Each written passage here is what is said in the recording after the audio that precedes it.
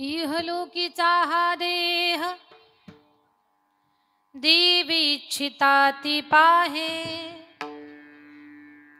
धन्य आम्ही जन्मालो दास विठोबाचे झालो।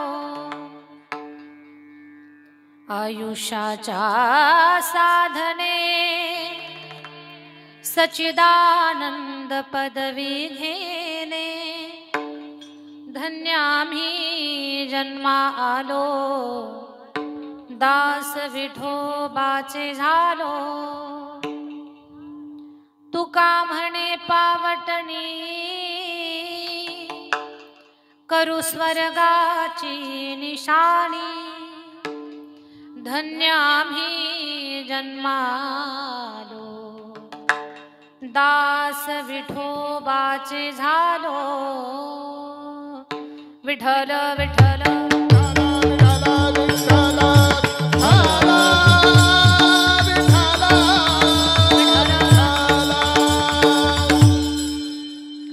पांडुरंगा करू पांडुरंगा करू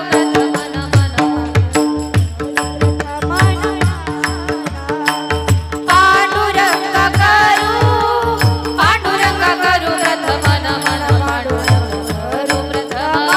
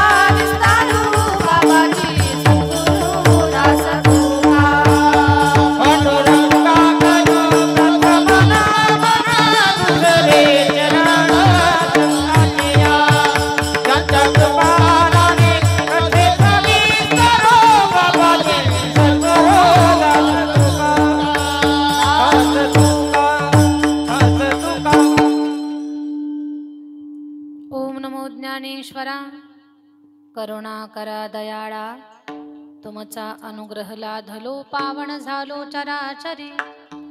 श्री गुरुचरण सरोज रज निज मन मुकुर सुधारी, बरणौ रघुवर विमल जसु जोदायक फलचारी।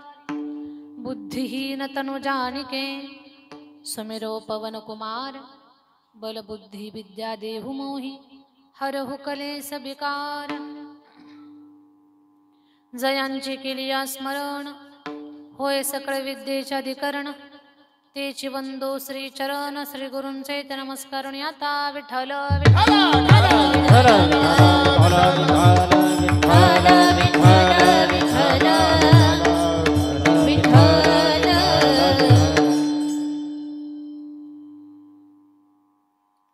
इहलोकीचा हा देह देव इच्छिता ती पाहे, धन्य आम्ही जन्मालो दास विठोबाचे झालो. प्रस्तुत कीर्तन रूपी सेवेसाठी निवडलेला अभंग. महान भगवत भक्त श्रीमंत संत वैराग्याची महामूर्ती वैराग्यमूर्ती जगद्गुरु तुकोबाराया यांचा चारचरणाचा सर्वांच्या परिचयाचा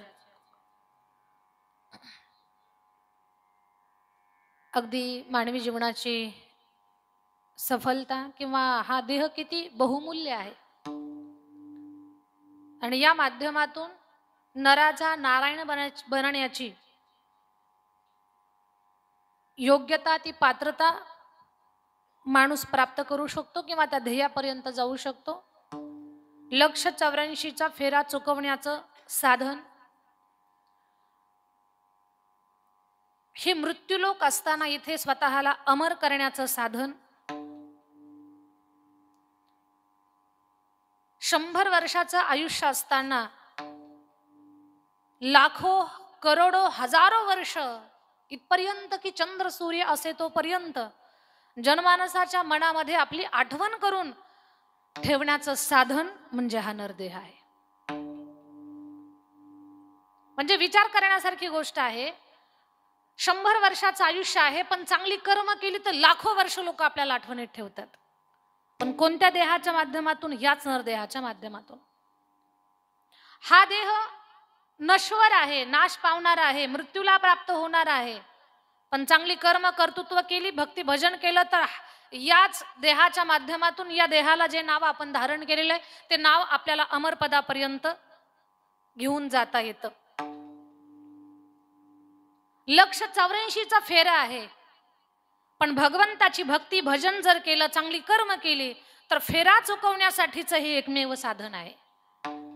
म्हणजे आपल्या चांगल्या कृतीवरती या मानवी देहाचं उत्थान, उन्नती, विकास किंवा कल्याण या सगळ्या गोष्टी अवलंबून आहेत, जोडलेल्या आहेत. फार महत्वाच्या गोष्टीचं चिंतन करणारा हा अभंग आणि या प्रसंगी सेवेसाठी निवडलेला आहे. याच्यावरती आपल्याला विशेष चिंतन करायचं आहे. श्राद्धाचा प्रसंग आहे, त्या प्रसंगाबद्दलही बोलायचं आहे. त्याबद्दल आपण बोलणारच आहोत. आपल्या सगळ्यांना माहिती आहे जगद्गुरु तुकोबारायाच्या अभंगावरती विशेष चिंतन करण्या अगोदर महत्वाची गोष्ट सांगायची अशी. कैलासवाशी गंगा भागीरथी पार्वतीबाई बाबूराव पाटील गुंजाळ या स्वर्गीय माई माऊलीचं प्रथम पुण्यस्मरण आहे. या आईचा पूर्ण परिवार श्रीमान ज्ञानदेव बाबूराव पाटील गुंजाळ मुलगा आहेत, श्री गणेश बाबूराव पाटील गुंजाळ मुलगा आहेत, श्रीमान संतोष ज्ञानदेव पाटील गुंजाळ नातू, श्रीमान सतीश ज्ञानदेव पाटील गुंजाळ नातू, चिरंजीव आर्यन गणेश पाटील गुंजाळ नातू, समस्त गुंजाळ परिवार. तर या परिवारासाठी खरं तर आई जाणं, आजी जाणं हा खूप मोठा दुःखाचा एक भाग आहे. आपली आई आपल्या जीवनामध्ये किती महत्वाची असते. ती भली थकलेली असू दे, तिचं काम तिला नाही होऊ द्या, तिला डोळ्यानं दिसत नसेल, हातानं कुठलं काम करवलं जात नसेल, ती एका जागेवर बसलेली असू द्या, पण तिच्या तोंडातून लेकरा बाळासाठी बाहेर पडणारे जे आशीर्वाद असतात ना ते आपल्याला 10 हत्तीचं बळ देत असतात. म्हणून आपल्या जीवनामध्ये आपल्या आईची काय भूमिका आहे, तिचा किती महत्वाचा भाग आहे आपल्या जीवनामध्ये, त्या गोष्टीचंही आपण चिंतन करत आज या अभंगावरती प्रकाश टाकण्याचं काम करणार आहोत. खरं तर ही कीर्तन सेवा माझ्याकडे यावी याच्यासाठी गणेश भाऊ आपण मला संपर्क केला, बरोबर ना? का काही नाव चुकतंय माझ्याकडनं? नाही ना, आडनाव लक्षात येत नाही मला. सुपेकर, हा गणेश भाऊ सुपेकर, तुम्ही माझ्या संपर्कात राहिलात आणि तुम्ही मला या परिवाराच्या माध्यमातून सेवा माझ्याकडे सुपूर्द केली. खरं तर याच्याही अगोदर आपल्या वर्झडीला, वर्दडी का वर्झडी, वर्झडी, वर्झडीला 2 वर्षापूर्वी गणेशोत्सवाच्या कालावधीमध्ये कीर्तन झालं होतं आणि एवढा चांगला ग्रुप आहे, तिथले सगळ्या तरुण बांधवांनी त्या कार्यक्रमाचं नियोजन करतात. खरं तर तरुण वर्ग कीर्तनात, कथेत, चांगल्या धार्मिक कार्यक्रमात एकत्र पाहायला मिळणं ही गोष्ट फार दुर्मिळ आहे. पण त्या बाबतीमध्ये मानावं लागेल वर्दडीचा जो तरुण मंडळाचा ग्रुप आहे. वर्षांवर्षापासून ते गणपती उत्सवामध्ये एक कीर्तन ठेवतात आणि महाराष्ट्रातले नामांकित कीर्तनकार मंडळी दरवर्षी बदलून बोलवण्याचा एक त्यांचा प्रयत्न आहे, मानस आहे, एक संकल्पना आहे की काहीतरी चांगल्या पद्धतीने गणपती उत्सव आपल्याकडे साजरा झाला पाहिजे. तर तिथली बांधव इथे कीर्तनासाठी आलेले आहेत. मला थोडंसं नाव सांगा ना आपलं. शरद भाऊ सुपेकर आणि अनिल का अमितजी सुपेकर, आपण आलात, आम्हाला खूप चांगलं वाटलं. आणि तुम्ही भलेही एकदा आपलं कीर्तन झालं असेल पण आपण संपर्कात असता माझ्या नेहमी, या गोष्टीचा मला आनंद आहे. कीर्तनाला येण्या अगोदर कालच फोन झाला आमचे अशोक भाऊ आंबडकर, म्हणे दीदी आमच्या पाहुण्यांच्याकडे कार्यक्रम आहे.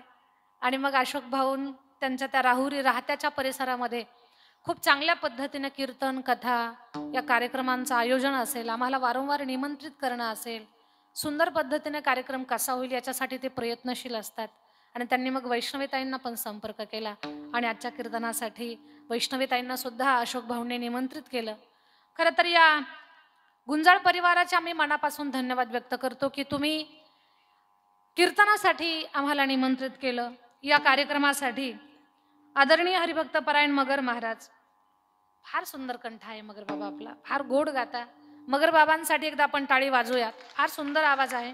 गायनाचार्य आदरणीय हरिभक्त परायण नवनाथ महाराज दिघे, दिघे बाबांची माझी 8-10 वर्षा 7-8 वर्ष तर सहज झाले असतील, 7-8 वर्षापासून 6-7 वर्षापासून ओळख आहे. ही जुनी माणसं त्यांच्या जागेवरती खूप श्रेष्ठ आहेत, त्यांच्याबद्दल आमच्या अंतःकरणामध्ये प्रचंड आदर आहे. अगदी गाण्याची प्रामाणिकपणे सेवा ज्ञानोबराय तुकोबराय यांच्या आपल्या कंठाच्या माध्यमातून करण्याचं काम करतात. आणि आमच्यासारख्या नवोदित कीर्तनकारांसाठी त्यांचा एक सहकार्याची भावना असते, एक आपलेपणाचा भाव असतो आणि नेहमीच एक सद्भावनेच्या माध्यमातून चांगलं काय आपल्याला कीर्तनामध्ये देता येईल आपल्या कंठाच्या माध्यमातून गाण्याच्या माध्यमातून प्रयत्नशील असतात. नवनाथ बाबा दिघे त्यांच्यासाठी सुद्धा आम्ही टाळी वाजवतो. महाराजांना माझं वंदन आहे.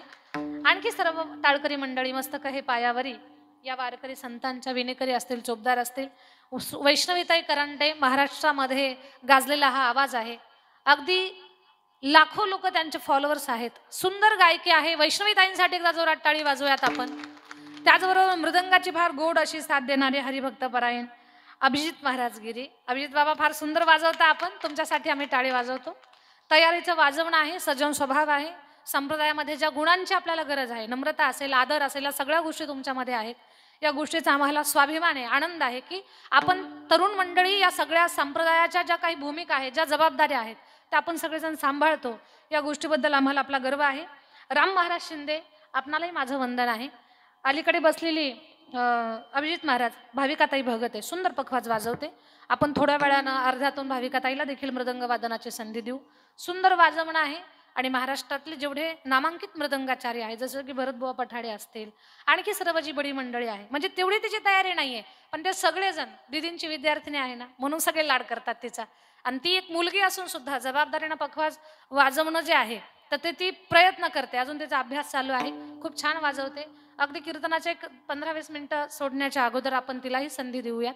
आणखी सर्व वारकरी मंडळी सगळ्यांना सादर वंदन. खूप चांगल्या पद्धतीची आमच्या सचिन भाऊंची, दत्तू भाऊंची साऊंड सिस्टीम आहे, खूप चांगल्या पद्धतीनं साऊंड व्यवस्था. फोन झाला त्यांचा माझा, मी म्हटलं लॉन्समध्ये कार्यक्रम आहे, आता काय होईल, माझाच आवाज मला ऐकावा लागेल असं वाटलं होतं मला. ते म्हणजे दीदी काही काळजी करू नका, थोडा कपडा वगैरे लावलेला आहे, जास्तीत जास्त एक 10 ते 5% आपल्याला इफेक्ट असा, पण बऱ्यापैकी तुम्हाला चांगल्या पद्धतीनं मी साऊंड देण्याचा प्रयत्न करेल. आणि खरंच त्या तुमच्या शब्दाला तुम्ही उतरताय त्याबद्दल तुमचे मनापासून धन्यवाद. आणि सचिन भैया, हे आपलाच कॅमेरा आहे का?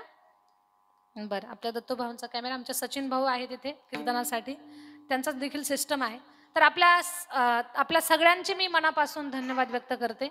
आणखी ते कोणी कथाकार, कीर्तनकार, प्रवचनकार असतील, लॉन्समध्ये कार्यक्रम आहे आणि थोडं गारव्याचे दिवस चालू झाले. जे कीर्तन आपल्याला 10ला चालू करायचं होतं ते 10:30ला चालू झालं, काही हरकत नाही. भले आपलं 10:30ला कीर्तन चालू झालं असेल, मी काही 12ला संपवणार नाही, 12:30ला संपवते. जी 2 तासाची आपली वेळ आहे ती आपण पूर्ण करण्याचं काम करू. या गुंजाळ परिवाराचे नातेवाईक, आप्त इष्ट, स्वजन सखे, ग्रामस्थ मंडळी, स्नेहांकित परिवार, आपण सगळेजण इथे बहुसंख्येनं उपस्थित झालेला आहात. आपले देखील मनापासून धन्यवाद. आणि वेळ न घालवता आपण चिंतनाला सुरुवात करू. विठ्ठल विठ्ठल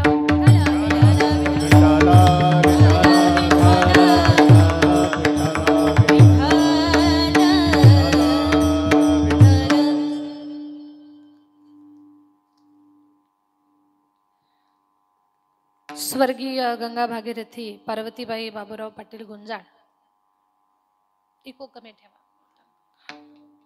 स्वर्गीय पार्वती आईंचं पुण्यस्मरण आहे.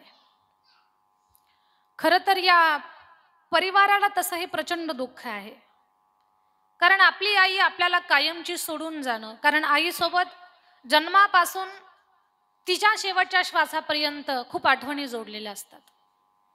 उगीच आईबद्दल बोलताना असं म्हणतात का की आई प्रेमाचा सागर आहे, भरलेली घागर आहे, ती सावली आहे, तिचं प्रेम म्हणजे महासागरासारखं आहे, ही उगीच बोलतात का?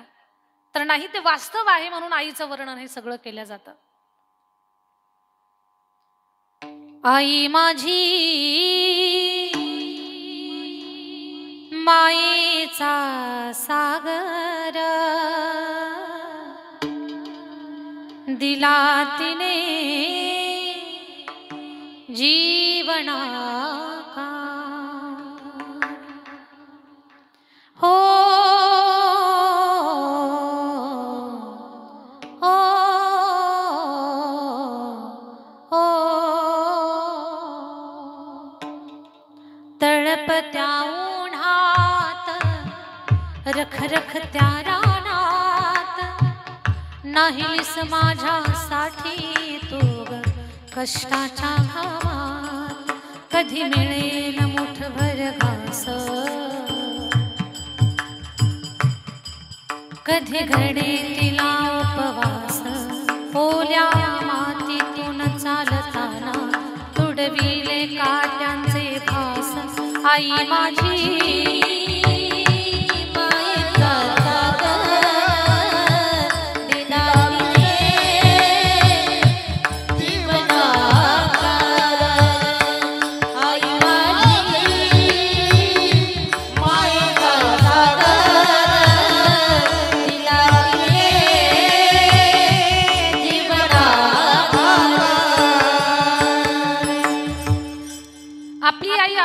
प्रचंड प्रेम करते. माझ्या ताई दादांनो, खरं तर आई शब्दाची व्याख्या करताना एवढी सुंदर केलेली आहे.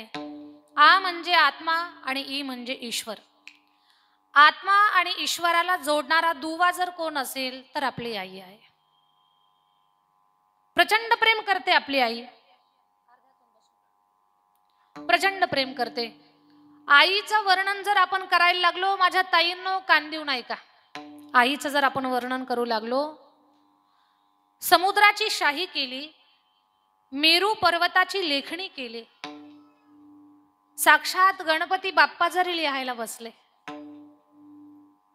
पृथ्वीचा कागद केला आणि माता सरस्वती जरी सांगू लागली तरी आईचं वर्णन होऊ शकत नाही. तुम्ही आई आहात, तुमचं तुमच्या लेकरावर किती प्रेम आहे हे सांगण्यासाठी तुमच्याकडे सुद्धा शब्द नाहीयेत.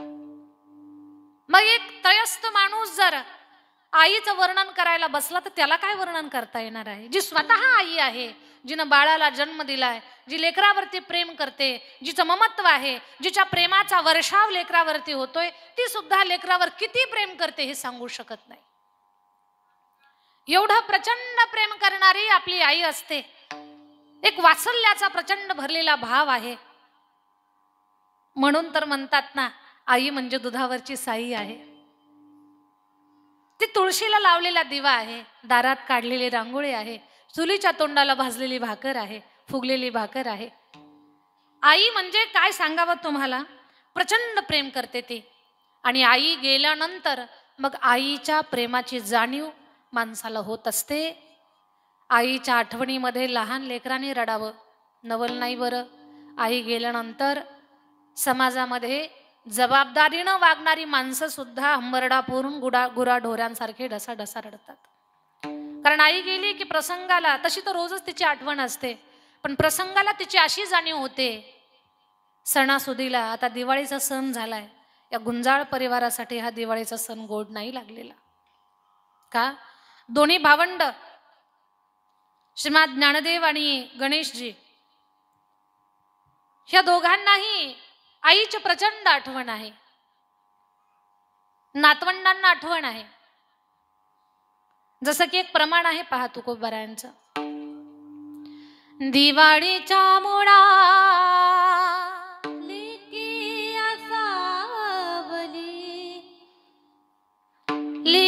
सावली पाहत सेवा टोळी पाहत सेवा टोळी माऊलीची भेट लागे देवा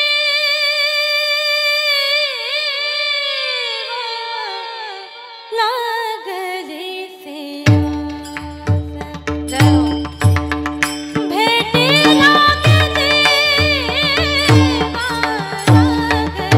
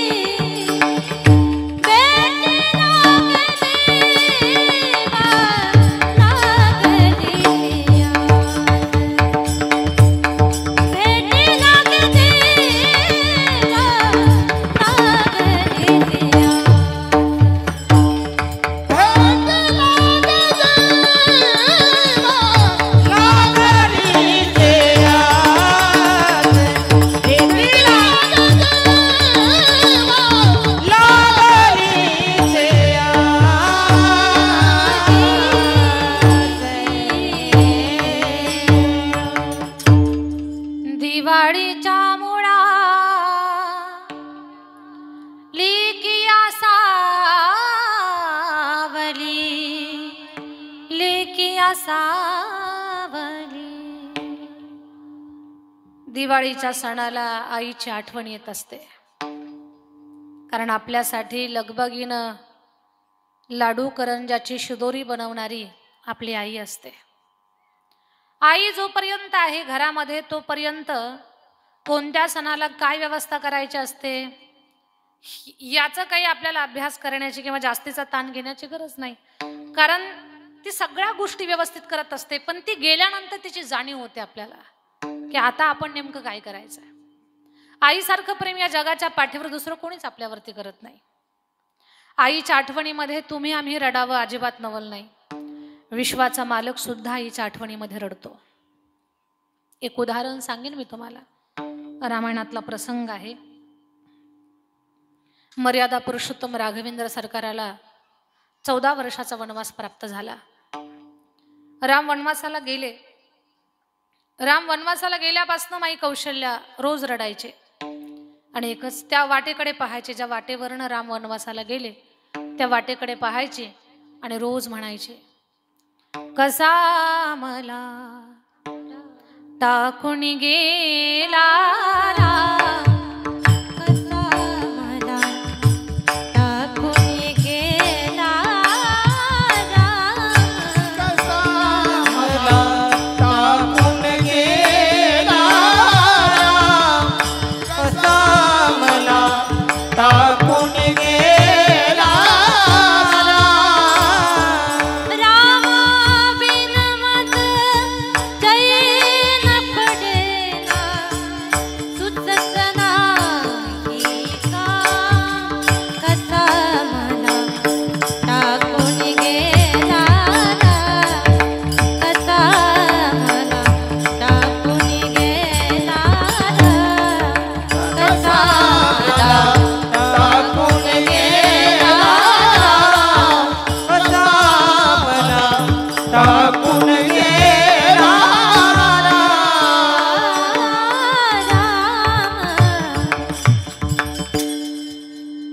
14 वर्ष माई कौशल्या म्हणत होती, माझा राम मला सोडून गेला. आईचं प्रेम आहे ते. राम वनवासाला गेले आणि सीतामाईचं ज्यावेळेला हरण झालं, मग सीतामाईच्या शोधामध्ये राम दक्षिण दिशेनं पुढे चालत होते. चालत असताना रामाच्या जन्मापासनं जी एक भक्त रामाची वाट पाहत होती. तिच्या गुरुनं तिला सांगितलं होतं, तुझ्या सेवेचा परिणाम परब्रह्म तुझ्या झोपडीवर चालत येईल, तुला देवाला भेटायला जायची गरज नाही. बरं, तिला देवघर कळत नव्हतं, ग्रंथ कळत नव्हते, काही तिला समजत नव्हतं. फक्त अंतःकरणात एक सद्भावना जागी झाली की संत ज्या वाटेवरनं जातात ती वाट ती हातानं झाडून काढत होती. माझ्या ताई दादांनो, माझं बोलणं सगळ्यांनी कान देऊन ऐका. साधू हे चालतं बोलतं तीर्थ आहेत. आता आपल्या महाराष्ट्रात जास्त प्रचलित नाहीये, पण उत्तर भारतामध्ये अयोध्येच्या शरयू नदीच्या काठावर अगदी 4 पायावरती असं एक छत बनवून त्या छतावर एक महात्मे राहत होते. मला वाटतं 1990 का 98 साली ते त्यांचं निर्वाण झालं. त्यांना देवराह बाबा म्हणायचे. तर ते बाबा पायानं आशीर्वाद द्यायचे लोकांना. म्हणजे लोकांनी त्या याच्या खाली उभं राहायचं आणि मग त्यांनी हातानं नाही पायानं आशीर्वाद द्यायचा. कोणीतरी विचारलं त्यांना, एका फ्रान्स व्यक्तीनं विचारलं, म्हणजे बाबा तुम्ही पायानं आशीर्वाद का देता? तर बाबांनी सांगितलं की संतांच्या पायामध्ये तीर्थ असतं, त्या तीर्थाचं स्नान किंवा तीर्थाचा आशीर्वाद लोकांना मिळावा म्हणून मी पायानं आशीर्वाद देतो. तर साधू हे चालतं बोलतं तीर्थ आहेत. साधूच्या चरणामध्ये तीर्थ वास्तव्य करत असतात. साधू स्वतः तीर्थ आहेत. साधूनाम दर्शनम पुण्यम तीर्थभूता ही साधव कालेन फलती तीर्थ सद्य साधू समागमः. शास्त्र सांगतं की बाबांनो, तीर्थ तुम्हाला कालांतरानं फल देईल, पण साधूची संगती, संत दर्शन आपल्याला तात्काळ तीर्थाच्या दर्शनाचं फल प्राप्त करून देतात. एवढं मोठं महात्म्य संतांचं आहे. पण संत जर दिसले ना कधी, तर कधीच अहंकारानं त्यांच्या समोर उभे राहू नका. नम्र होऊन त्यांच्या चरणी माथा टेकवा, नतमस्तक व्हा, साधूचं दर्शन घ्या, त्यांच्या चरणावरती सद्भाव आपला अर्पण करा. ती संधी कधी सोडायची नाही. काही लोकांना काही कळतच नाही. संत समोर आले की छाताड काढून म्हणतात नमस्कार, जणू काही बेडूक फसला यांच्या घशामध्ये. छाताड काढून कुठं काही नमस्कार असतो का? नम्रतेनं वाकून केला जातो तो नमस्कार आहे. कुठे कुठे तर एवढं सांगितलंय शास्त्रानं, संत जर दिसले तर काठीसारखे जमिनीवर आडवे व्हा त्यांच्या चरणावरती, साष्टांग दंडवत घाला.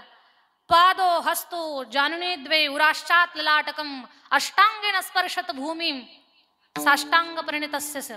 म्हणजे तुम्ही 8 अंग जमिनीला स्पर्श करून संतांचं साष्टांग दर्शन घ्या, कारण ते साक्षात तीर्थ आहेत. म्हणून ती शबरी मा, तिला समजत नव्हतं काही विशेष असं, पण ती म्हटली काय सेवा करू या संतांची? तर ती हातानं रस्ता झाडून काढायची. हातानं रस्ता तिनं झाडला. काय संतांची कृपा झाली तिच्यावरती. एक दिवस चुकून संतांच्या नजरेमध्ये आली. विचारलं संतांनी, कोण आहेस? म्हणे मी भिल्लाची मुलगी शबरी आहे. शबरी, एवढ्या दिवसापासून कोण रस्ता झाडतं? म्हणे मीच झाडते. आतापर्यंत का सांगितलं नाही? ती म्हटली, बाबा मला भीती वाटली, मी भिल्ल जाती जन्माला आलेली, माझी सेवा स्वीकारताल का नाही? आणि जर आशीर्वादाऐवजी शाप मिळाला तर अवघड होऊन बसायचं, म्हणून आतापर्यंत मी तुमच्या समोर आले नाही, कारण मी भिल्ल जाती जन्माला आलेली आहे. संत मतंग ऋषी म्हणतात, शबरी तुझी जात आमच्यासाठी महत्वाची नाही, तुझा भाव आमच्यासाठी महत्वाचा आहे. अगं वेडे, जन्माला कुठे यायचं हे तुझ्या माझ्या हातात नाही. आहे का आपल्या हातामध्ये? कोणत्या जातीत जन्माला यायचं, कोणत्या घराण्यात जन्माला यायचं, श्रीमंताच्या घरी जन्माला यायचं का गरीबाच्या घरी जन्माला यायचं, ज्ञानी लोकांच्या घरी जन्माला यायचं की सामान्य परिवारामध्ये जन्माला यायचं, हे हातात आहे का आपल्या? संस्कृती लॉन्स सांगा पटकन, कारण आपण सगळे इथे जमा झालो ना आता. हे तुमच्या माझ्या हातात नाहीये जन्माला कुठे यायचं, पण एक गोष्ट मात्र आपल्या हातात आहे. जिथे आपण जन्माला आलो तिथे चांगली कर्म करून स्वतःचं कर्तृत्व सिद्ध करणं, ही गोष्ट मात्र आपल्या हातामध्ये आहे. चांगली कर्म करणं ही तर गोष्ट हातात आहे की नाही? ती गोष्ट आपल्या हातात आहे. मग मतंग ऋषी म्हणतात, शबरी तुझी जात आमच्यासाठी महत्वाची नाही, तुझा भाव महत्वाचा आहे. आश्रमाच्या बाजूला तिला झोपडी बनवून दिली. आणि मतंग ऋषीचा ज्या वेळेला अगदी मृत्यूलोकातला कार्यकाल संपला आणि पुन्हा देवलोकाला जेव्हा निघाले त्यावेळेला मतंग ऋषी म्हणता, शबरी धन्य आहेस ग तू, तुझं भाग्य थोर, तुझं पुण्य थोर म्हणावं लागेल, तुझी सेवा थोर म्हणावी लागेल. परब्रह्म तुझ्या झोपडीवर चालत येणार आहे. तुझ्या झोपडीवर साक्षात देव तुला दर्शन द्यायला येईल. देवाशिवाय दुसरं कोणी तुझ्याकडे येणार नाही.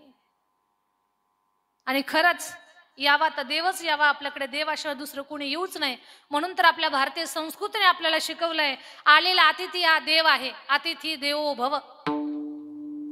शबरी जो येईल तो देव असेल, देवाशिवाय दुसरं कोणी तुझ्याकडे येणार नाही.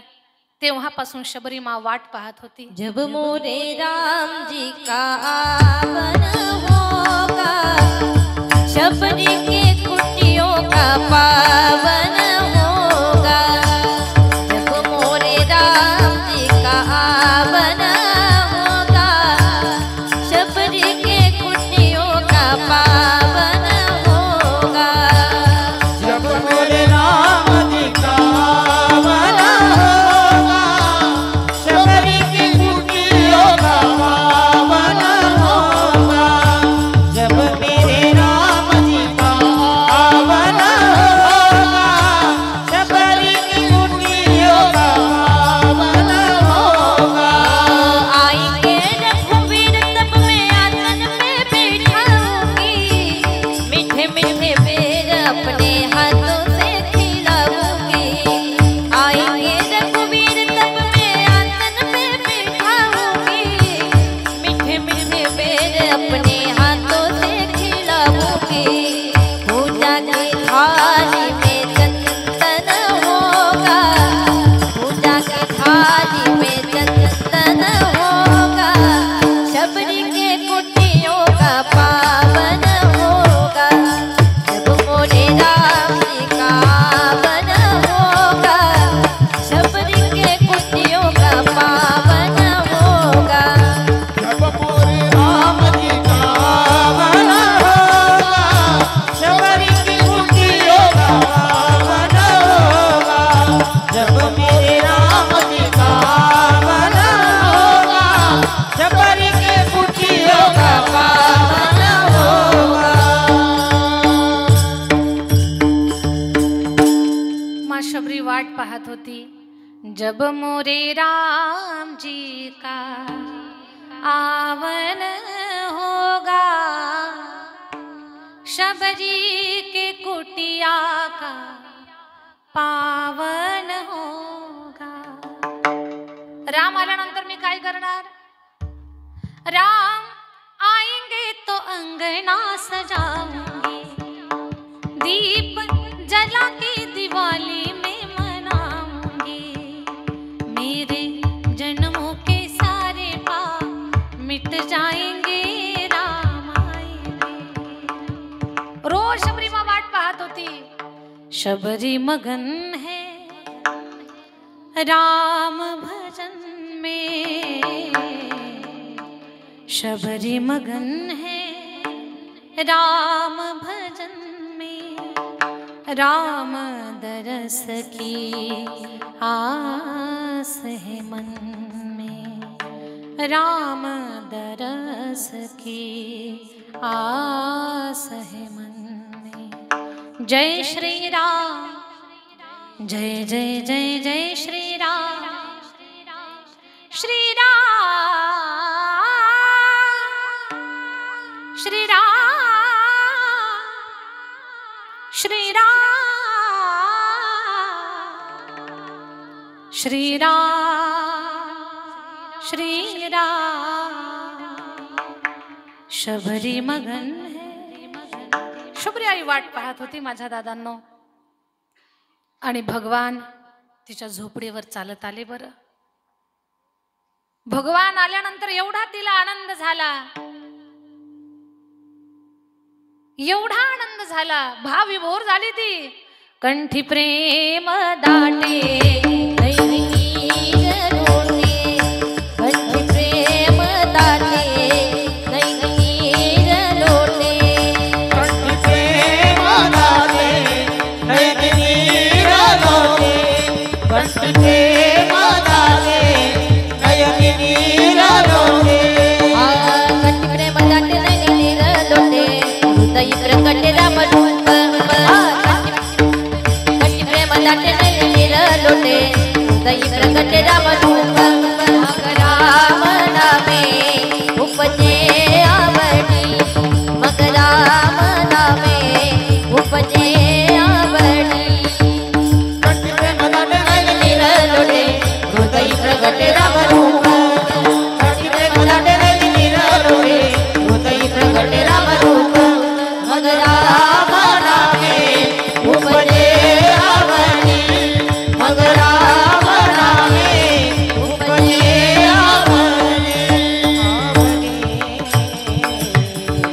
किती आनंद झाला माई शबरीला. कंठी प्रेम दाटे नयनी नीर लोटे हृदयी प्रगटे राम रूप मग राम नामे उपजे आवडे. भावविभोर झाली माई शबरी. देवाला दगडावर बसवलं. तिच्याकडे कुठे खुर्ची होती? आपल्याकडे खूप खुर्च्या आहे, पण त्या खुर्चीवर राम येऊन बसत नाही. भले नावाचे राम येतील, पण वृत्ती रावणाची असू शकते, काही सांगता येत नाही. दगडावर बसवलं मा शबरीनं. शबरी आईला देवाचे पाय धुवायचेत बरं, पण शबरी आईकडे पाय धुण्यासाठी पात्र नव्हतं. उभ्या आयुष्यात तिनं कुठल्याच पात्राचा संग्रह केला नाही. आपल्या घरात आपलेही भांडे असतात आणि शेजारणीचे पण असतात. शेजारणीचे भांडे चुकून तिला दिसले की आपण म्हणतो चुकून आलो, द्यायचंच होतं, पण लक्षच नाही राहिलं. शबरी आईकडे पात्र नव्हतं. भूक लागली की फळं तोडून खायची, तहान लागली की ओंजळीनं पाणी प्यायचे. देवानं तिचा मानस जाणला की माझ्या शबरीला पाय धुवायचेत, काय करावं आता. भगवान परमात्मानं पाय उंच केले. शबरी माईनं दोन्ही हात पायाखाली घातले, चरणावर माथा टेकवला. एवढी रडली ना, एवढी रडली, स्वतःच्या डोळ्यातल्या अश्रूंनी भगवंताचे पाय धुवून काढले. शबरी आईने इच्छा देवाला काहीतरी खाऊ घालायचं. आपल्या दारात कोणी याचक आला तर कधी त्याला विनमुख लावू नका माझ्या ताईंनो, कारण तुमच्या जीवनामध्ये पुण्याई कमावण्याचा भागच हा आहे. एखादा वारकरी आला, रामकृष्ण हरी म्हणू नका त्याला, वा पुढच्या घरी म्हणायचं नाही. असं स्त्रियांनी काही गोष्टी सांभाळायच्या. आपल्या जुन्या माता माऊल्या बिचाऱ्या परिस्थितीनं गरीब होत्या. त्यांना थोडंच गिरणीचं पीठ होतं, पहाटे उठून दळावं लागायचं. पण दारात कोणी जर भिक्षा मागायला आला तर कणगीतलं धान्य द्यायच्या आणि टोपल्यातली भाकरी द्यायच्या. असं जा म्हणत नव्हत्या, दरवाजा लावून घेत नव्हत्या. जुन्या माऊल्यांना मानावंच लागल खरंच. जुन्या माऊल्या जर स्वयंपाक करायला बसल्या तर पहिली भाकरी गाईच्या नावची करायच्या. कारण एका गाईला नैवेद्य दाखवला की 33 कोटी देवांना नैवेद्य दाखवल्याचं पुण्य. म्हणून पूर्वीपासून घरामध्ये पहिली भाकरी गाईच्या नावची व्हायची. आजही पहिली भाकरी कुणाची असते? तव्यावर जी पहिली भाकरी बनते ना, ती गाईचीच असते. तुम्ही ती गाईला देत नाही, हा तुमचा भाग राहिला, पण पहिली भाकरी गाईचीच असते. पण असा परिणाम झाला पहा, गाईची भाकरी गाईला जात नाही, गाईची भाकरी यांच्या ताटाला लागते आणि हे गाईची भाकरी रोज खातात. खरं तर ज्याचं खाद्य त्यानं खावं. गाईची भाकरी खाऊन खाऊन खाऊन खाऊन तुम्ही जे नंदी महाराजांसारखे मान हलवता ते ह्या जबाबदार आहेत त्या गोष्टीला. म्हणून पहिली भाकरी छोटी करायच्या जुन्या माऊल्या, ती गाईची भाकरी असायची. शेवटची भाकरी कुत्र्याच्या नावची बनवायच्या. ही गृहस्थी जीवनाची जी आचारसंहिता आहे ना, त्या जुन्या माता वर्ग खूप सांभाळत होत्या. जुन्या माऊल्या रात्रीच्या जेवणाचे भांडे रात्रीच घासून काढायच्या. रात्रीच्या जेवणाचे भांडे सकाळी ठेवत नव्हत्या. म्हणून जुनी लोक बिचारी परिस्थितीने गरीब होते, मनानं श्रीमंत होते आणि समाधानी होते. समाधानी. आता कोट्यावधीचे बंगले आहेत पण समाधान आणि सुखच नाही आपल्याला. का? आपण परंपरा सांभाळत नाही. माझ्या ताईंनो, घरात रोगराई येऊ नये आणि घरातली लक्ष्मी जाऊ नये असं जर तुम्हाला वाटत असेल तर रात्रीच्या जेवणाचे भांडे, स्वयंपाकाचे भांडे रात्रीच घासून काढा. रात्रीचे भांडे सकाळच्याला ठेवायचे नाही. ज्या बाईला वाटतं आपल्या घरात लक्ष्मी टिकावी, रोगराई येऊ नये, धन लक्ष्मी टिकून राहावी असं जर वाटत असेल तुम्हाला, तर तुम्ही काय करायचं, रात्रीचे भांडे, बोला ना थोडं, रात्रीचे भांडे रात्रीच घासून काढायचे. मग भले ते तुम्ही घासा किंवा कुणाकडनं घासून घ्या, पण रात्रीचे भांडे रात्री स्वच्छ करा. ही काही गृहस्थी जीवनाची आचारसंहिता आहे, ती आपण सांभाळली पाहिजे. हा, तर मला एकच सांगायचं होतं तुम्हाला, शबरी आईकडे बिचारीकडे पात्र नव्हतं, पण तिच्याकडे पात्रता होती. तिनं भगवंताचे पाय धुतले, देवाला खायला बोरं दिली, म्हणून दारात कोणी याचक आला तर त्याला रिकाम्या हातानं कधी पाठवू नका. असेल तुमच्या टोपल्यामध्ये एक भाकरी आणि तुम्हाला एक भाकरी देणं होत नसेल तर अर्धी किमान कोरभर भाकरी, तांब्याभर पाणी, हे जपायचंय तुम्ही, हे सांभाळावं लागेल तुम्हाला, त्याच्याशिवाय सुखी नाही होऊ शकत आपण. मग शबरी आईनं फळं आणली आणि फळं दिली रामाला खायला, म्हणे भगवान फळं खा. प्रत्येक फळ टोचलेलं होतं, राम फार आवडीनं खात होते. पण प्रत्येक फळ टोचलेलं पाहिलं, लक्ष्मणजी म्हणतात, दादा प्रत्येक फळ टोचलेलं आहे, मग हे पक्ष्यांनी खाल्ली असतील का? शबरी आईनं सांगितलं, क्षते खगांची नव्हे देवा,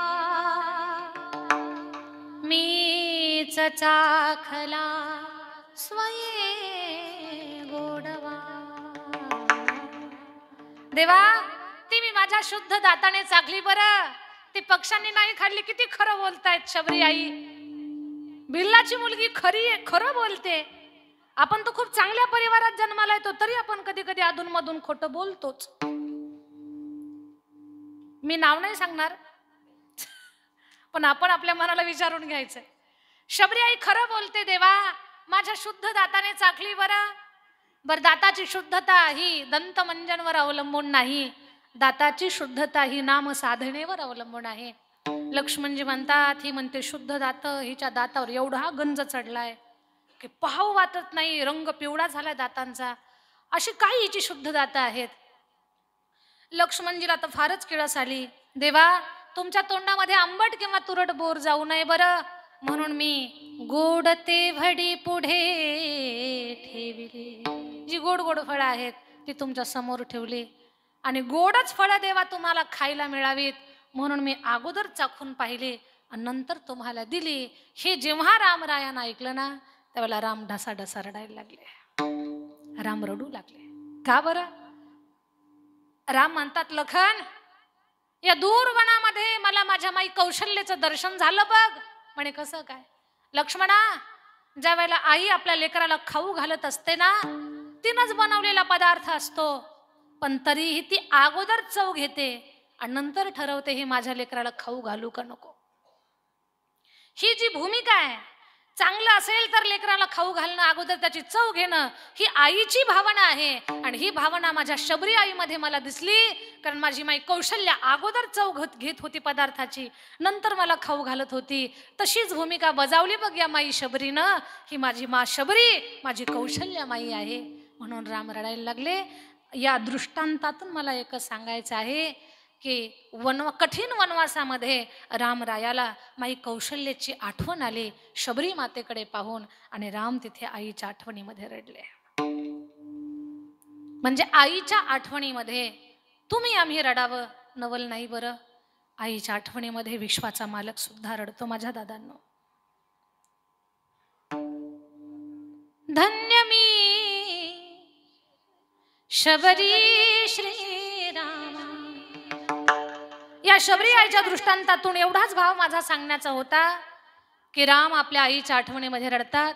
मग आई गेल्यानंतर तिच्या आठवणीमध्ये पहाडासारखा माणूस सुद्धा डसाडसा रडल्याशिवाय राहत नाही. विठ्ठल विठ्ठल विठ्ठल विठ्ठल विठ्ठल.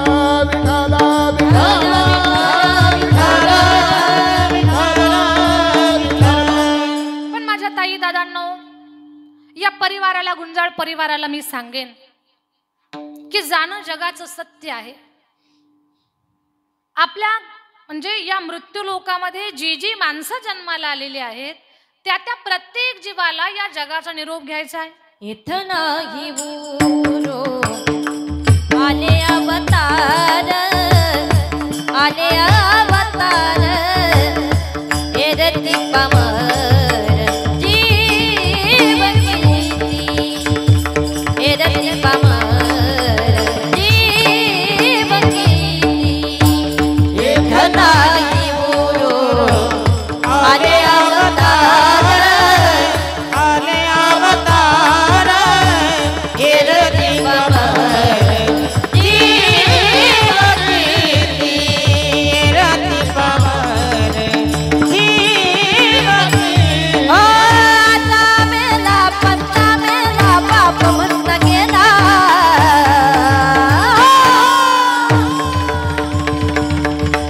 देखत देखत नानू बंधू तो इथं झाला देखत देखत नानू बंधू तो इथं झाला हे आजा मेला बनगा मेला बाप बसला गेला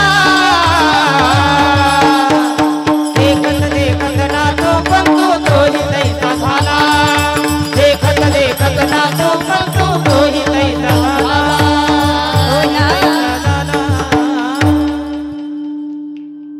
एकदा वैष्णवी त्यांच्यासाठी टाळी वाजवत आपण सगळेजण. फार सुंदर. जाणं या जगाचं सत्य आहे माझ्या दादांनो. येथ नाही उरो आले अवतार येर ते पामर जीव किती. आपण कोणीच आपल्या सगळ्यांकडे पहा, पॅन कार्ड असेल, आधार कार्ड असेल, राशन कार्ड असेल, पण अमर असल्याचं कार्ड आहे का आपल्याकडे? झोपले का काय? अमर असल्याचं कार्ड आपल्याकडे नाहीये, कारण आपणच मर आहोत. अमर कुठून होणार आहोत? जाणं सत्य आहे. एक सांगा मला, संस्कृती लॉन्स 200 वर्षापूर्वी आपण होतो का इथं? किमान माना तरी हलवा, एवढे टेन्शन मध्ये येऊ नका. 200 वर्षापूर्वी आपण होतो का? नाही. आणखी 200 वर्षानंतर किती जण राहणार आहेत तळेगाव मध्ये? कोणीच नाही. यमराजाचा हॅलो आला की आपल्याला आलो म्हणावंच लागतंय. तिथे नाहीच आहे थांबा थोडं आवरावरी करतो, अजिबात नाही. हॅलो आला की आलो म्हणावं लागतंय. आणि हा, हे मृत्यूलोक असं आहे ना, म्हणताय पाहुण्याचं घर आहे, हे पाहून घर आहे. हे आपलं घर नाही, आपण मालक नाही इथे. इथे आपण पाहुणे आहोत. मृत्यूनं आवाज दिला, मौत जब तुझको आवाज देगी मौत जब तुझको आवाज देगी घर से बाहर निकलना पड़ेगा घर से बाहर निकलना पड़ेगा घर से बाहर निकलना पड़ेगा मौत जब तुझको आवाज देगी मौत जब तुझको आवाज देगी घर से बाहर निकलना पड़ेगा घर से बाहर निकलना पड़ेगा इतना मासूम हो जाएगा तू इतना मजबूर हो जाएगा तू इतना मासूम हो जाएगा तू इतना मजबूर हो जाएगा तू ये जो मखमल का चोला है तेरा ये जो मखमल का चोला है तेरा एक फन में बदलना पड़ेगा एक फन में बदलना पड़ेगा एक फन में बदलना पड़ेगा मौत जब तुझको आवाज देगी मौत जब तुझको आवाज देगी घर से बाहर निकलना पड़ेगा घर से बाहर निकलना पड़ेगा घर से बाहर निकलना पड़ेगा जिंदगी एक किराए का घर है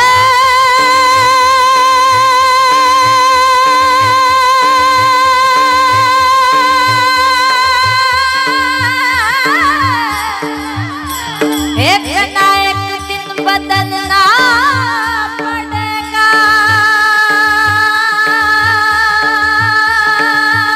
मौत जब तुझको आवाज देगी घर से बाहर निकलना पड़ेगा घर से बाहर निकलना पड़ेगा घर से बाहर निकलना पड़ेगा मौत जब तुझको आवाज देगी मौत जब तुझको आवाज देगी घर से बाहर निकलना पड़ेगा घर से बाहर निकलना पड़ेगा घर से बाहर निकलना पड़ेगा वैष्णवी ताई, भाविका ताई दोघींसाठी एकदा टाळी वाजवूयात आपण. फार सुंदर. जाणं या जगाचं सत्य आहे माझ्या ताई दादांनो. इथं कोणी अमर नाहीये, जायचंय. मृत्यू माणसाला न चुकवता येणारी गोष्ट आहे. सगळं चुकवता येईल माणसाला, पण मरण नाही चुकवता येत, कारण तो निसर्गाचा नियम आहे. बरे एक गोष्ट लक्षात घ्या, खरं तर मृत्यू माहीत पण नाही आपल्याला कधी आहे म्हणून. माहिती नाही याचा अर्थ तो नाही नाही आहे पण सांगता येत नाही. आपल्याला माहिती नसणारा मृत्यू कसा चुकवता येईल? ज्याला माहिती होता त्याला सुद्धा चुकवता नाही आला. राजा परीक्षितला माहिती होता आपण 7 दिवसात मरणार आहोत, हे त्याला माहिती असून सुद्धा बर कोणत्या कारणानं होणार आहे हे सुद्धा त्याला माहिती होतं की तक्षक सर्पदंश करणार आहे, हे सुद्धा त्याला माहिती होतं. बर कोणत्या वेळेत येणार आहे वेळ सगळं त्याला ठाऊक होतं, तरी त्याला मृत्यूपासून स्वतःला चुकवता आलं नाही. मृत्यूच्या काळाच्या दाभाडातून तो स्वतःला नाही वाचवू शकला. याचा अर्थ असा आहे मरण तर माहीतच नाही आपल्याला, पण ज्याला माहिती होतं त्याला सुद्धा ते चुकवता आलं नाही. जाणं हेच जगाचं सत्य आहे. मग आपली जेव्हा हक्काची माणसं आपल्याला सोडून जातात ना, तेव्हा आपल्याला प्रचंड दुःख होतं. माझ्या दादांना खूप दुःख होतं. त्या दुःखामध्ये माणसं रडतात, आक्रोश करतात, आकांत करतात, प्रचंड आठवणी दडलेल्या असतात. अशा दुःखितांचा शोक दुःख कमी करण्याचं काम भगवान परमात्मा सांगतात. बाबा रे उपजेते नासे नासिले पुनरपी दिसे. ज्याचा जन्म झालेला आहे तो जाणार आहे. बरं जातस्य हि ध्रुवर मृत्यू धनुम जन्म मृतस्य च तस्मादपि परिहार्यर्थेन त्वं शोचितुमर्हसि. जाणं या जगाचं सत्य आहे माझ्या दादांनो. तसं स्वर्गीय पार्वती आई गुंजाळ यांना इहलोकाची यात्रा 1 वर्षापूर्वी संपवावी लागली. देव आज्ञा झाली आणि देवाघरी जावं लागलं. पहा, हिंदू शास्त्राच्या अनुसार माणसाचा मृत्यू झाल्यानंतर माणसाच्या देहावर अग्निसंस्कार करतात.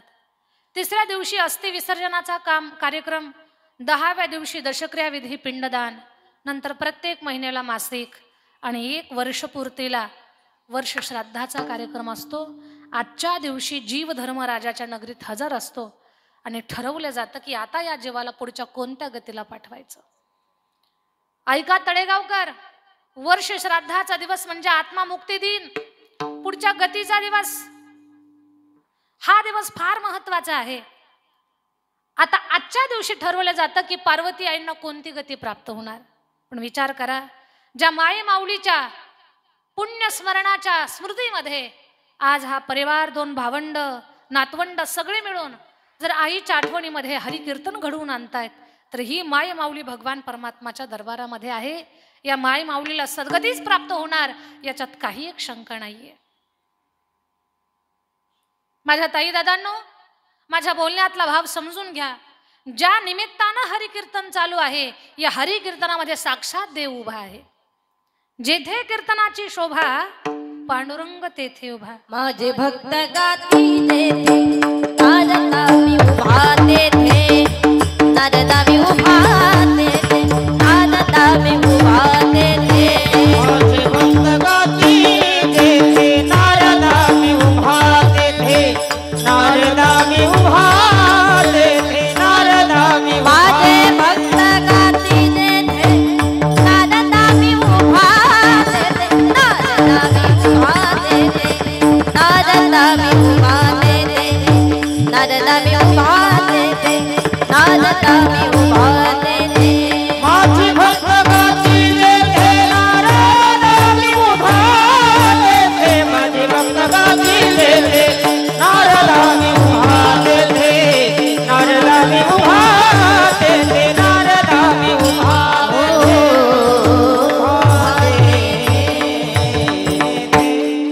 या प्रमाणाचा थोडासा अभ्यास करा. माझे भक्त गाती जेथे नारदा मी उभा तेथे, नाहं वसामि वैकुंठे योगिनां हृदयेरो मद्भक्त यत्र गायन्ति तत्र तिष्ठामि नारदा. नारदा, जिथे माझे भक्तगण माझ्या नामाचा गजर करतात तिथे मी उभा असतो. आणि विचार करा, हे कीर्तन आहे पार्वती आईंच्या आठवणीमध्ये. या कीर्तनासाठी विश्वाचा मालक, कारण हे प्रमाण काही माझ्या घरी तयार नाही केलेलं मी. हे प्रमाण संतांच्या मुखातून प्रसवलेलं आहे. जिथे कीर्तन आहे तिथे साक्षात देव उभा आहे. हा, आपल्या डोळ्यांना दिसत नाही, हा आपल्या डोळ्याचा दोष आहे, कारण आपले चष्मे खराब झालेले आहेत. हा आपल्या डोळ्याला दिसत नाही, पण या कीर्तनात देव उभा आहे. माझे भक्त गाती जेथे नारदा मी उभा तेथे. आणि पार्वती आईंच्या वर्ष श्राद्धाच्या कीर्तनात जर देव उभा असेल तर म्हणावं लागेल पार्वती आई गुंजाळ यांचं जीवन सफल झालं. सफल झालं जीवन. संतांचं प्रमाण खरं झालं. याजसाठी केला होता अट्टहास. याजसाठी केला होता अट्टहास, होता हात शेवट कधी गोड भावा शेवट कधी गोड भावा याद साठी केला होता हात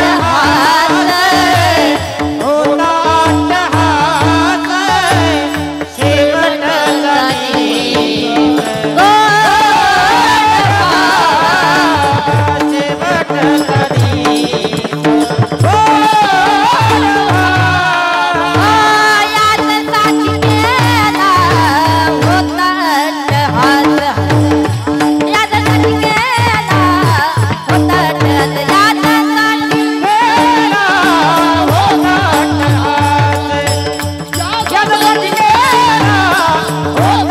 शेवट कधी शेवट कधी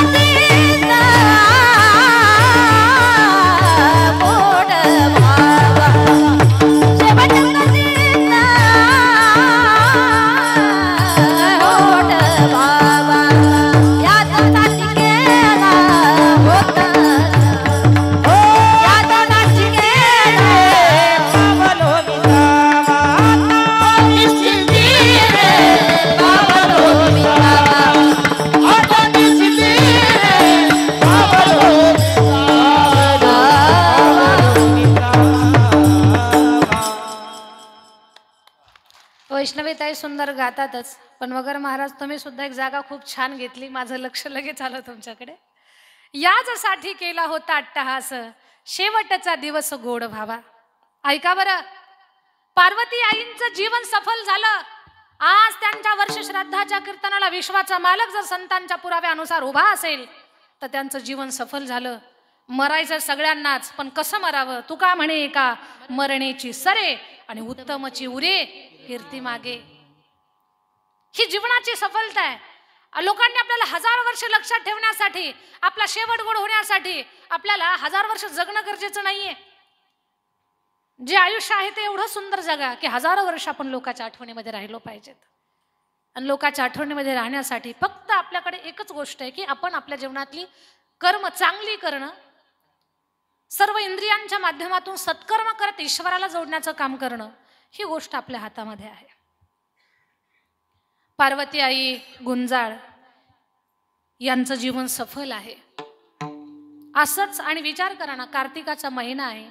आपल्या हिंदू धर्माच्या अनुसार, हिंदू तिथी अनुसार 12 महिन्यामध्ये हा कार्तिकाचा महिना फार पवित्र महिना आहे. कारण या महिन्यामध्ये नित्य काकडा चालतो. या महिन्यात कार्तिक स्नानाला फार महत्व आहे. कार्तिक स्वामींचा जन्म या महिन्यात झाला आणि कार्तिक स्वामींनी या महिन्यामध्ये तारकासुर नावाचा राक्षस मारला. याच महिन्यामध्ये म्हणजे कार्तिक स्वामींचा संबंध असल्या कारणानं कार्तिक स्वामींचा जन्म गंगेच्या पोटी झाला, म्हणून गंगा स्नानाला महत्व आहे या महिन्यामध्ये. या महिन्यामध्ये सुवासिनी स्त्रिया तीर्थांना, तीर्थक्षेत्राला, साधू संतांना किंवा एखाद्या मंदिरामध्ये किंवा नदीच्या तीरावर ते दीपदान करतात. दिव्याच्या दानाला खूप महत्व आहे. पहाटेच्या काकड्याला महत्व आहे. हा फार पवित्र महिना आहे. या महिन्यामध्ये गावोगावी, खेडेपाडी, शहरवाडी, वस्तीवरती, तीर्थक्षेत्रावरती पहाटे काकडा चालतो. गावागावातून लोकांची अगदी गटच्या गट, झुंडीच्या झुंडी काकडा करतात मिळून एकत्र. म्हणजे एवढ्या पवित्र महिन्यामध्ये, पवित्र मासामध्ये जर मृत्यू येत असेल तर हा कसला योग म्हणावा लागेल आपल्या जीवनातल्या. हे पुण्याईचं खूप मोठं उदाहरण झालं. मग ही पुण्याईच्या सगळ्या गोष्टी पार्वती आईंच्या जीवनामध्ये सफल झाल्या. आणि लक्षात घ्या, असे सुयोग जायचं तर सगळ्यांनाच आहे, पण आपला शेवट गोड होण्यासाठी या देहाचं महत्व आपण जाणणं फार गरजेचं आहे. काय आहे बरं या देहाचं महत्व? अभंगाचं पहिलं चरण. लोकीचा देह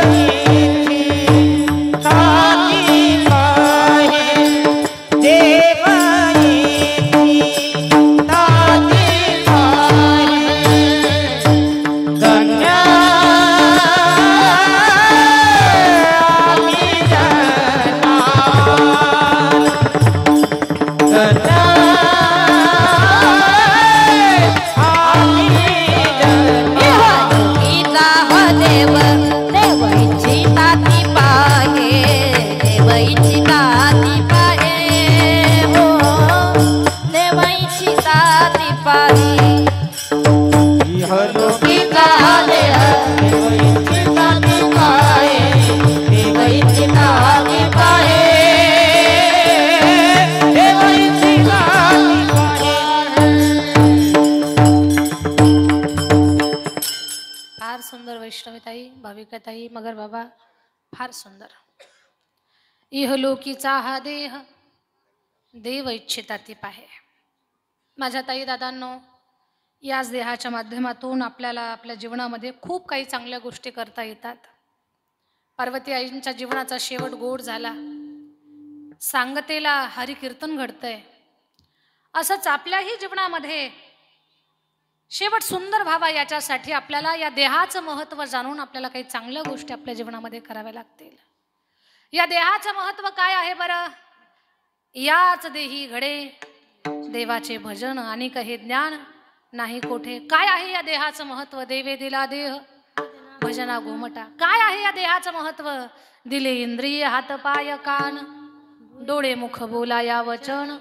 जेणे तू जोडसी नारायण नाशे जीवपन भवरोग. भगवान परमात्माने सुंदर सुंदर इंद्रिय दिली दादा. किंमत करता येणार नाही बरं. एवढ्या किमतीची बहुमोल किमतीची इंद्रिय आहेत आपल्याकडे. नाही किंमत करता येणार आपल्याला आपल्या डोळ्यांची. करता येईल का? हे डोळे किती किमतीचे आहेत बरं. डोळा गेलाच, जाऊ नये पण गेलाच तर किती रुपये दिल्यानंतर तुम्हाला जशाच तसा डोळा भेटल का? जशाच तसा नाही दादा. त्याला तोच डोळा आपल्याला मिळू शकत नाही. हात गेला, हात तसाल तसा मिळू शकत नाही. किंमत करता येणार नाही अशा किमतीचा नरदेह भगवान परमात्मानं दिलाय. जिने हा जीव दिला दान जीव दिला दान जीव दिला दान जीव दिला दान. दयाचे करीन चिंतन करीन चिंतन जग जीवन नारायण जीवन नारायण गाईन गुण दयाचे हो गाईन गुण दयाचे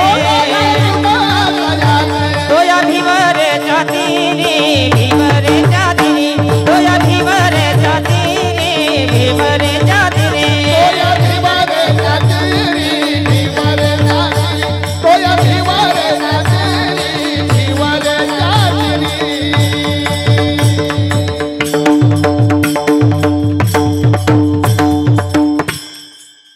बगर बाबा फार सुंदर. जेणे हात जीव दिला दान तयाचे करीन मी चिंतन जग जीवन नारायण गायीन गुणतयाचे.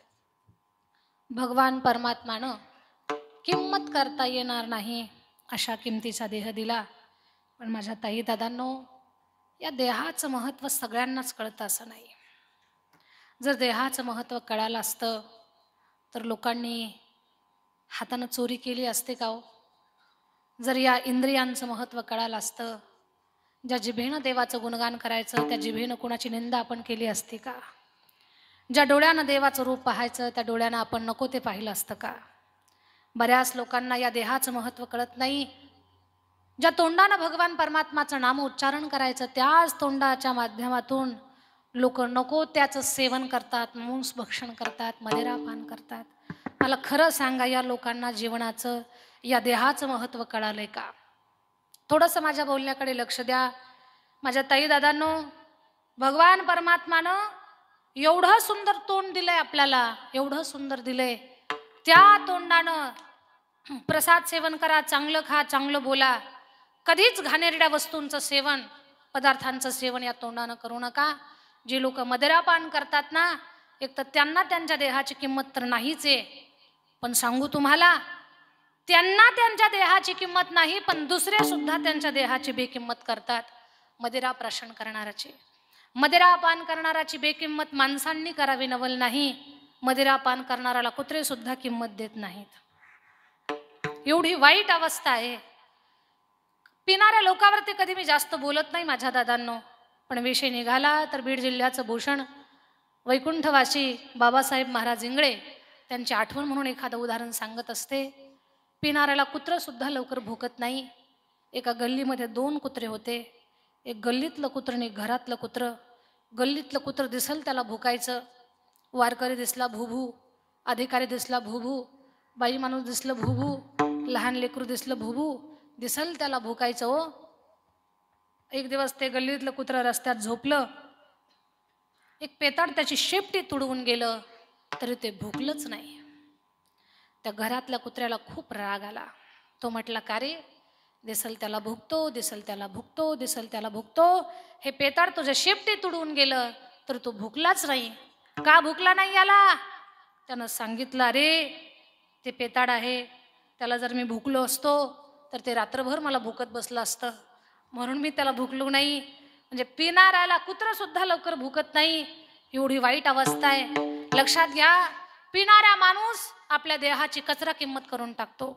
असं करायचं नाही दादांनो, कारण बहुमोल किमतीचा देह मिळालाय.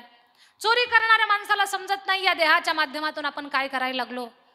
कुठेतरी ठराविक किमतीच्या वस्तूची चोरी करतात आणि अनमोल देहाची किंमत कमी करतात. ज्याचं मोलच करता येत नाही त्या देहाची चोर म्हणून त्याला लेबल लावतात मग लोक. पण लक्षात घ्या, कुणी कुणी म्हणतं बरं, काही लोक म्हणतात, ताई तुम्ही म्हणतात की चोरी करू नये, देहाची किंमत कमी करू नये, कृष्ण भगवंतांना नाही का चोरी केली? माझ्या देवाच्या चोरीची कधी बरोबरी करू नका. माझ्या देवाची चोरी वेगळी होती. तुम्हाला उदाहरण म्हणून सांगते. आणखी एका भक्तानं चोरी केली होती, पण त्या भक्ताची चोरी ही अजर अमर झाली, देवानं स्वीकारली, पण त्या चोरीमध्ये स्वतःचा स्वार्थ नव्हता. एक उदाहरण ऐका. एवढंच उदाहरण सांगून आपण सेवा समाप्त करू. हरपाल नावाचा एक भक्त होता, देवाची पूजा अर्चना करायचा, पण बरेच दिवस लग्नच करना. कोणीतरी त्याला विचारलं, का बरं लग्न करणं हरपाल? म्हणे, मला अशी पत्नी पाहिजे की तिला देवधर्माची आवड असली पाहिजे. आताच्या पोरांची कोणतीच अट नाही, असेल ती स्वीकारायला तयार आहेत, कारण मिळतच नाही म्हणून अट घालून काही उपयोगच नाही. अटीमध्ये यांची अटी होते, यांच्या पाठीमागे अटी लागते. पण आता कोणीही कुठली अट घालायला तयार नाही. पण हरपालाची एक अट होती की मला एक भगवत भक्त पत्नी पाहिजे, ती जर माझ्यासारखी परमार्थिक धार्मिक असेल, देवधर्म करणारी असेल तर मी तिच्याशी लग्न करेन. ऐका बरं का संस्कृती लॉन्स, ऐका. असा एक ठेपा आला, मित्रांनी सांगितलं, म्हणजे अशी एक पोरगी आहे, तिच्या लग्नाची अट अशी आहे, जो रोज 1000 संतांना जीव घालेल ना, ती त्याच्यासोबतच लग्न करणार. हरपाल म्हटले, आता पत्रिका सुद्धा पाहायची नाही, तिच्यासोबत लग्न करून टाकायचं म्हणे, कारण ती तर माझ्यापेक्षा काकणभर पुढे. तिला जर संत सेवेची एवढी आवड असेल तर अशा मुलीसोबत मी लग्न करेन. लग्न झालं, तिची अटच होती, रोज 1000 संतांना जो जीव घालन मी त्याच्यासोबत लग्न करेन. आणि आवड 1000 संतांना रोज जीव घालायला लागले हरपालजी. मग आता संतांना कळालं इथं जेवण असतं रोज, मग 1000 थोडीच, कधी 1100 पण यायचे, कधी 1500 पण यायचे. लोक जेवायला यायचे, साधू संत जेवायला यायचे जवळ. आता हरपाल हे पूर्वीचे धनिक होते, चांगले गडगंज श्रीमंत होते, कामधंद्याला कुठं जात नव्हते. जवळ जे धन होतं त्या धनानं रोज लोक साधू संतांना जीव घालायचे. जीव घालत घालत घालत रोज जीव घातलं, जवळचं सगळं धन संपलं. पण आता धन संपलंय आणि आता जर हे संतांना जीव घालायचं जर बंद पडलं तर माझी बायको मला सोडून जाईल. म्हणून हरपालाने काय केलं, मागितलं, आपल्या उधार घेतलं, उसनवारी चालू केली. म्हणजे आता हरपाल पूर्वीचे श्रीमंत होते म्हणून उसनवारी दिली लोकांनी, उसनवारी दिली. रोज याच्याकडनं काही उसनं घे, त्याच्याकडनं काही उसनं घे, याच्याकडनं उधार घे.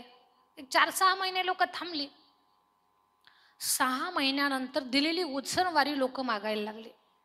हरपालच्यानं काही देणं होईना. मग हरपालजी, सगळीकडे चर्चा त्यांची की अरे हरपाल आता कंगाल झालेले आहेत, त्यांना कोणी उधार देऊ नका.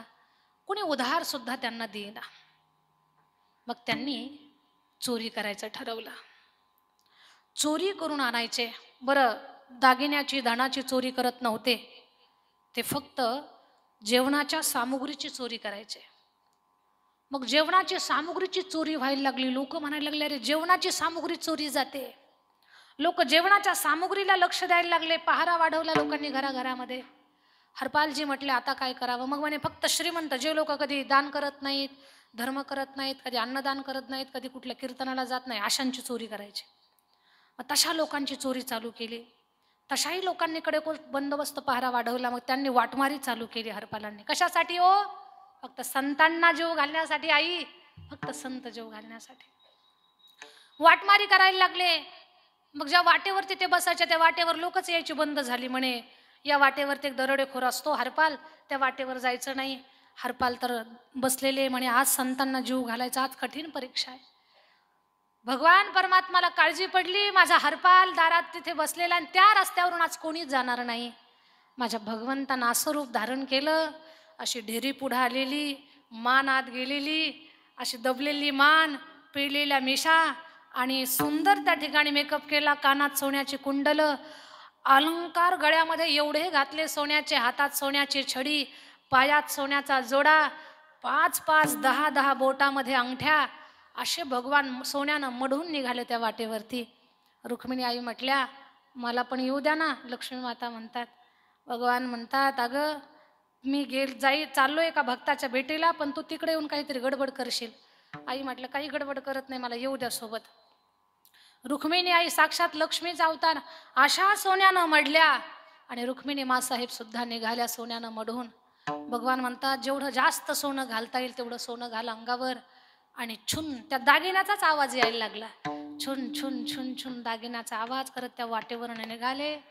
हरपाल म्हटले देवा माझं आज ऐकलंच बरं, तू आज माझी लाज राखलीस. कारण एवढा मोठा धनिक शेठजी या रस्त्यावरनं चालला, आता टेन्शन नाही, याला अडवतो. शेठजी समोर आले. यांनी लगेच रामकृष्ण हरी बाबा. शेठजी भगवान परमात्मा म्हणतात हे रामकृष्ण हरी असलं काही बोलू नको. तोंडामध्ये रामकृष्ण हरी आणि बगल में छुरी. तोंडामध्ये रामकृष्ण हरी म्हणतात आणि काही लोक पाप करतात.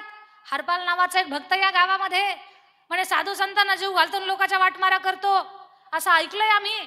देवाचं नाव घेऊ नको, आम्ही अजिबात देवधर्म करणारे नाही. हरपाल मनात म्हणतात आता याला तर लुटल्याशिवाय राहतच नाही, कारण देवाचं नाव घेऊ नको म्हणतो, संतांचा अनादर करतो. मग हरपाल म्हटले, त्या शेठजीने विचारलं अरे या गावात एक दरोडेखोर आहे, हे गाव चुकून आम्हाला पलीकडच्या शहरात जायचं आहे, रस्ता सांगता येईल का? हरपाल म्हणतात हे पहा शेठजी, या जंगलातून थोडंसं पुढे गेलं की बाहेरच्या बाहेर जायला रस्ता आहे, पण तो रस्ता फक्त मलाच माहिती आहे आणि मी तुम्हाला पार करू शकतो. शेठजीच्या रूपातले भगवान म्हणतात ठीक आहे, आम्हाला सोडतोच का पलीकडे? अहो म्हणे पण माझ्या घरी पाहुणे आले तर मी बाजाराला चाललो होतो आणि पाहुण्यांना खाणं पाण्याची सामुग्री घेऊन चाललो, पण जवळ काही पैसे नाहीत. त्यावेळेला हरपाल म्हणतात तुम्ही जर काही मला मदत केली तर आत्ता साधन सामुग्री देऊन लगेच वापस येतो आणि तुम्हाला पलीकडे सोडतो. भगवान म्हटले ठीक आहे. जवळ काही मोहरा होत्या दिल्या. हरपालने त्या मोहरा बाजारात घेऊन गेले, जेवणाची साधन सामुग्री घेतली आणि घरी पत्नीला सांगितलं सगळ्या संतांना जीव घाल व्यवस्थित. हरपाल आले.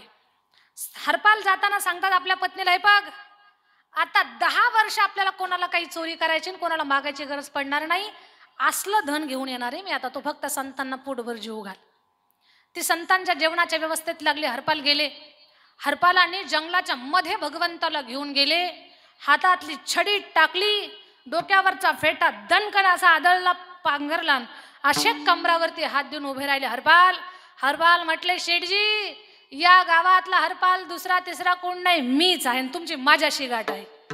आता सगळं धन मुकाट्यानं काढून द्या तरच तुम्हाला जाऊ देईल, नाही तर तुमचा आता इथेच मी तुमचा अंत करून टाकर. भगवान परमात्मा थरथर थरथर थरथर कापायला लागले. रुक्मिणी माता म्हणतात काय नाटक चाललं यांचं, यांनी काय अगोदर कधी नाटकात काम केलं की काय? अरे जेव्हा हिरण्यकश्यपी समोर आला तेव्हा नाही एवढे घाबरले, रावण समोर आला तेव्हा नाही घाबरले, आणि आज या दरोडेखोराला पाहून काय नाटक करतायत. रुक्मिणी माता हसणार. भगवंतानं कोपरा मारला, ए रुक्मिणी तू पण नाटक कर. रुक्मिणी मातेनं पण नाटक चालू केलं आणि मग सगळ्या जवळचं काय असेल आभूषण अलंकार देऊन टाकले. भगवान छडी घेऊन चालले.